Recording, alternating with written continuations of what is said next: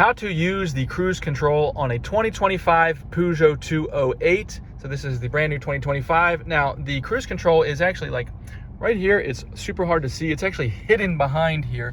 This is the cruise control down here. The cruise control is off right now. So the way we turn the cruise control on to begin with, or activate it, is we have this wheel here.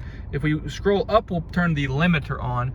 And then if we scroll it down, then that in this position here, then the cruise control is on. You can see it says that this comes out as gray right now because the cruise control is on, but it's not engaged. Now, once we're ready to engage it, the way we can do that is, you'll see there's a couple buttons here. The two kind of most important ones are the ones that are on the back. I'll see if we can show them on the back here. I don't know if you could even see them, but there's these two buttons on the back. And so once you're at the speed that you want to be at, you can set them by hitting that top button. And then while you're driving along, you can increase your speed and decrease your speed by pushing these buttons up and down.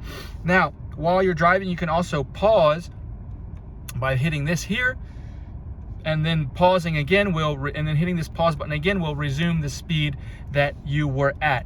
Now, you'll see these memory buttons.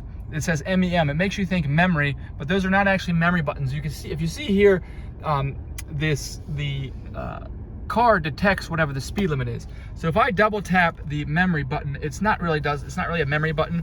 It's more like a register button. It will register the current speed limit, and then it will use that as the cruise control speed. So that helps you, keeps you from speeding every time this changes. Now, it's not, if the speed changes, it's not going to change it.